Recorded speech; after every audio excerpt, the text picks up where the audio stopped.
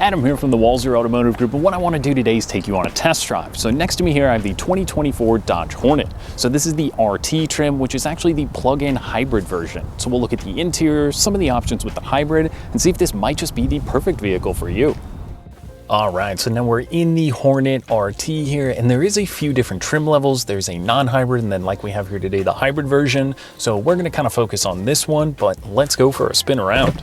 So you notice it's dead silent. So there's an electric mode, obviously, in this car. There's an e-save mode, which is gonna help you save that battery power if you wanna use it for later. And then there's gonna be a hybrid mode. So that's gonna use the gas engine when needed, or it's gonna mostly focus on using electric power. So this is telling me I have a 58-mile gas range and a 9-mile electric range. So when you fully charge this vehicle, it's gonna have a full electric cruising range of just over 30 miles, which is pretty good.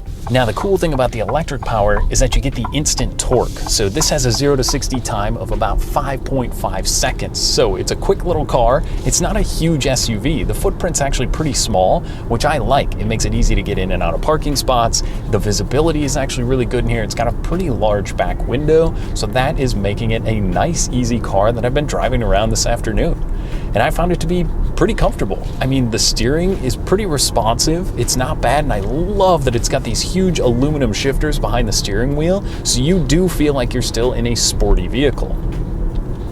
Now, the steering wheel is great. The size is perfect. It's got all your controls on here, whether that's for your adaptive cruise control system, which you can set 4, 3, 2, 1 car length distances ahead of you, or there's a lane departure system in here, which also is controlled on the steering wheel. And then on our other side, you have a little button you can click, and that's gonna change the full 12-inch digital display here.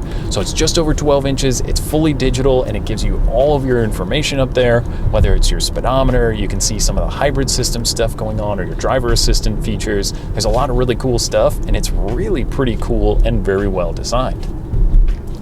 Now, next to me here for our infotainment screen, that's going to be a 10.25-inch display, and that's going to give me things like wireless Apple CarPlay and Android Auto. It's got a ton of different features in there from just the main home screen. You can also control your climate control in there, and if you choose not to, there's actually still physical buttons for the climate control below, which is a dual climate control system.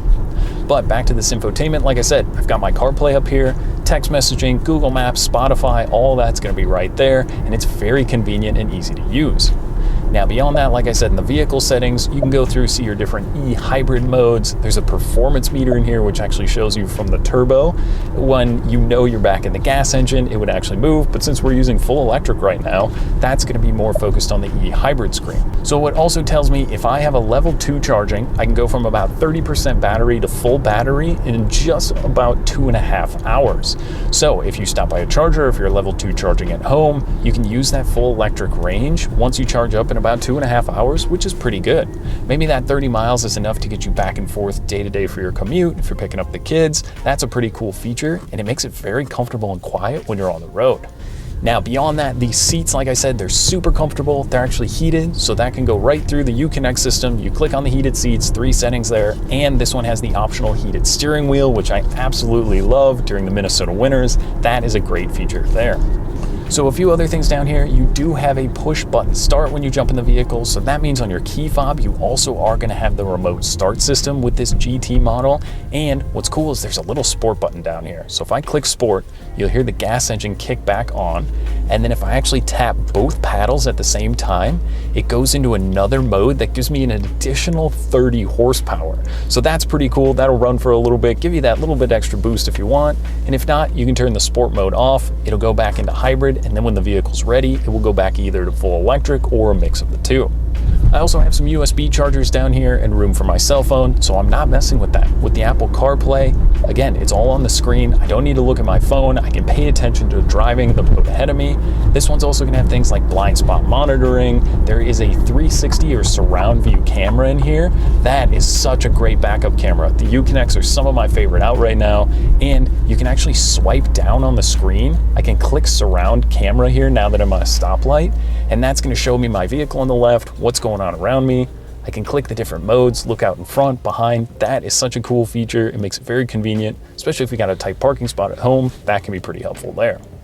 So this one also has the Blacktop package. So let's look at the exterior for a second. That's gonna have all the black badging, the black wheels, some of the black trim on the outside. It looks really cool. And there is a few different wheel options when looking at this. You can also do a full red interior, which looks killer, but I like the blacked out look. It's kind of got that Dodge theme to it where it's a little stealthy. I like the Hornet name too, and you get the little Hornet on the side. So that's pretty cool.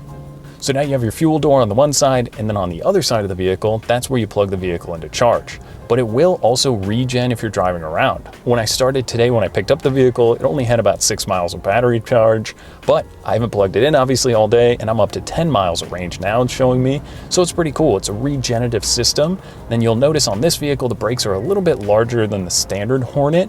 So that regen power is powered off of that. And you can actually, like I said, see it in the infotainment screen where some of that electric charge is going, which is pretty cool. So kind of overall, what do I think about the Dodge Hornet? Now, I did get to spend a fair amount of time driving this car kind of back and forth today, and it's great. It's comfortable. It's small, which I actually prefer. If you need a little bit more space, you might want to look at the Durango, which is going to give you plenty of room for the kids in the back. But I found when I hopped into the back seat to shoot some footage of the front, it wasn't bad. Where I was driving comfortably, I still fit in the vehicle and I had a lot of headroom, which is the one thing that really surprised me with the Hornet. Yes, it's a little tight and there are larger SUVs in the Dodge lineup, but if you think 95% of the time, is it just you in the vehicle? You just buzzing around town, going back and forth to work, running errands, this is going to get 77 combined MPGe. Right now, there's actually a ton of rebates that are being offered if you're leasing this vehicle. So there's a lot of cool stuff, whether that's through the federal government or through Minnesota for incentives. And there's an 8-year, 100,000 mile battery warranty. So you know you're going to be covered for a long time to come. So I think if you're in the market for a crossover SUV, especially a plug-in hybrid that's going to get awesome mileage and has a cool styling inside and out, the Dodge Hornet's got to be on your list to come out and take for a spin. So that was just a quick drive-in look at the all-new Hornet. Now, if you have any other questions or you'd like to schedule a test drive for yourself, you can visit us online at walser.com or stop by anytime. We'd be happy to help you out. Thanks for watching.